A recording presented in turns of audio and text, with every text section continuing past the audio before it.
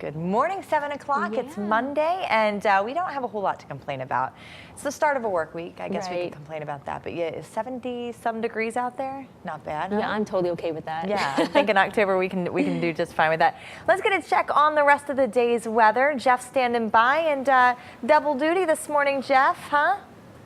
Double duty, absolutely. We're talking Fire Prevention Week, and we're also talking about weather. So we'll get more to the fire prevention side of things. We're here at the York Area United Fire and Rescue Station. This is Station 89-4. It's part of Victory Fire Company. It's in Spring Garden Township. We're going to talk more about some fire safety tips, specifically kitchen fires. That's the theme this year in just a few minutes. But let's get you right out the door weather-wise. You talked about it being near 70 degrees. Absolutely. Enjoy the warmth. It is short-lived. We're talking not days of this left, hours, minutes. Yeah, it's going to be out of here by the time you roll into the midday hours. 72 in Harrisburg, York, Gettysburg, it's 72 as well. Lancaster, 70 degrees, and Lebanon, 71. Visibility, not an issue this morning. We're watching for the chance for some fog, but the wind's holding up, keeping those clouds far enough above us that they don't drop down to the surface. Here's a look at the rain. Creeping on in. We said 8, 9 o'clock, moving into our western counties. We are right on target for that as we go through the daytime hours today. So the morning hours, rain chances ramping up by midday. We're talking 10, 11, 12, 1, 2. We're going to see quite a bit of rain afternoon hours, 2, 3, 4 o'clock. Rain tapers quickly. By the evening hours, we are done with this. So getting you out the door this morning, 68 to 72 degrees, south winds at 5 to 15. It's breezy. The rain arrives a little later on in the morning hours, and it continues through the day today. Could see some strong storms with some gusty winds as we go through the daytime hours. Do expect that. 70 and falling today. Tomorrow we're at 68, and Wednesday 66 with an increase in clouds. Plus, we're watching a coastal system. We'll talk more about that and more fire prevention tips coming up in just a few minutes. Here's Chris with traffic. Traffic right now around the mid-state looking pretty good. At this point, you're seeing some delays in the usual spots around the usual times. Heading 83 northbound, coming into the South Bridge. Watch for delays too. Around the Beltway, starting to pick up. 83, 81, 581. River routes 11, 15, 22, 322. Still running at a very active pace. Moving over to Springersbury Township. York County accident still going on. Northern Way at Industrial Highway. We'll still see fire police on the scene. Not finding much of a problem in Lancaster, building on 222, especially heading around some of the secondary major roads. No reported problems so far in Lancaster. From the Toyota of York Traffic Command Center, I'm Chris Garrett on Fox 43. WPMT News Time is 7:03.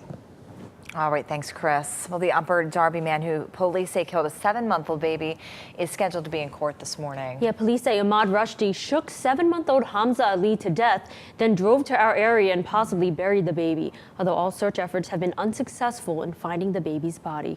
Fox 43's Melanie Orleans is here to explain the charges brought against Rushdie. Good morning, Heather and Trang. Rushdie is facing a slew of charges from tampering with evidence to kidnapping.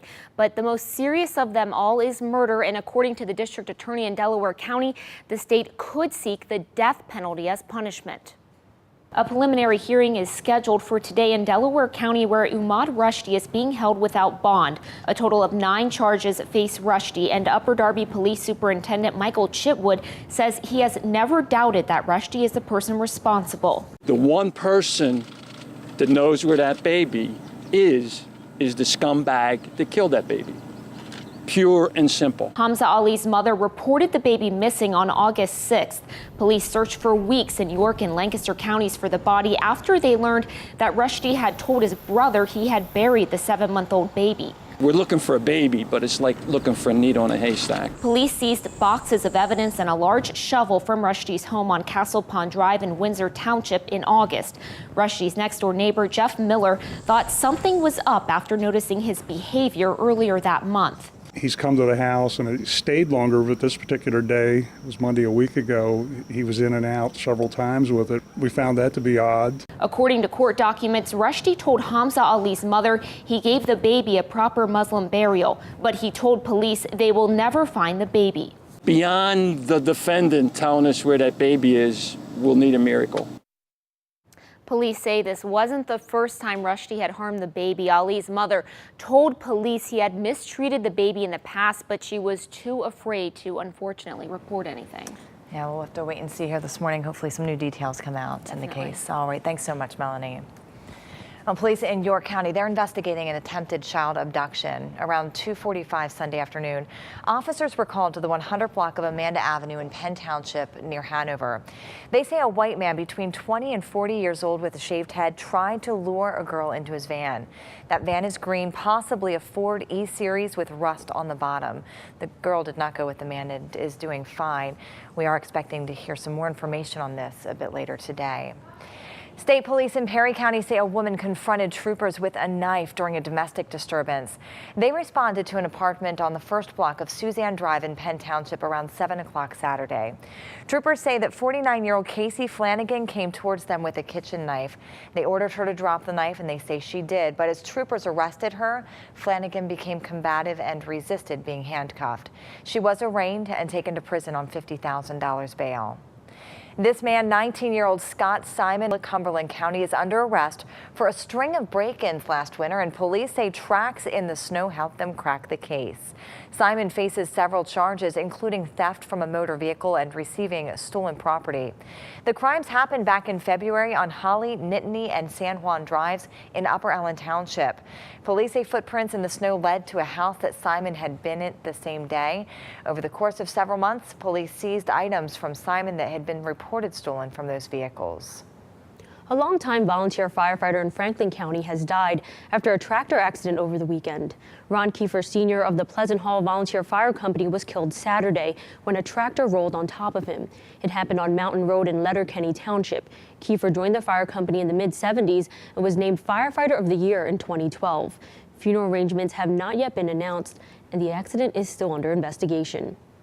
2 people are recovering from injuries after they were ejected from their car in York County yesterday.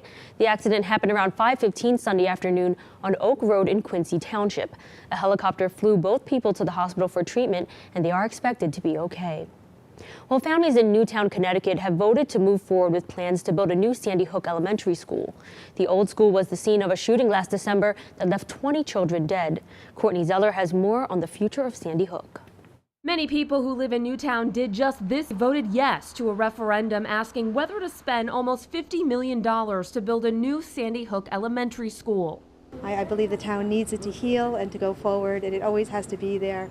So we could keep this event in our minds and go forward from here, keeping these children and administrators in our hearts always.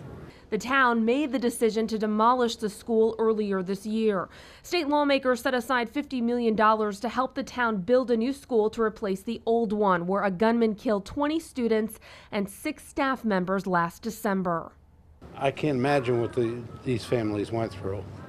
Just, losing your children like that. And it's just incredible. More than 5,000 voters showed up. Those who voted it down say the state doesn't have the money to do this, but an overwhelmingly majority voted yes, about 4,500. The selectmen decided to hold the vote on a Saturday, figuring more people would show up, and the turnout was higher than expected. Turnout is huge, they said in there, so I guess that's good. And people are all in town doing all events with their children, so nobody has to worry about work or anything like that. Sandy Hook students have been going to classes in Monroe and can now look forward to a new school. I feel it's very important that there's always a Sandy Hook school. Runners taking part in the New York City Marathon will notice some tighter security. The changes include checkpoints and bag searches near the Central Park finish line. Now, the safeguards are a result of the Boston Marathon bombings earlier this year. This will be the first New York City Marathon in 2 years. Last year's race was canceled because of damage from Superstorm Sandy.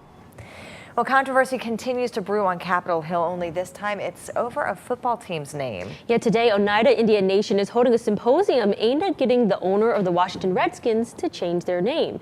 This comes days after President Obama said if he were the owner and knew the name was offending people, that he'd change it. So what do you think about the name change and the president weighing in? It is our topic of the day, and you can head over to our Facebook and Twitter pages to let us know.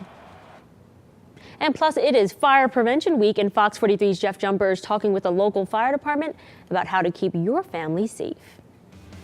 And here's a live look at our York sky camera. It is 7:10 on your Monday morning, 72 degrees. Plenty more to come on Fox 43 Morning News in just a little bit.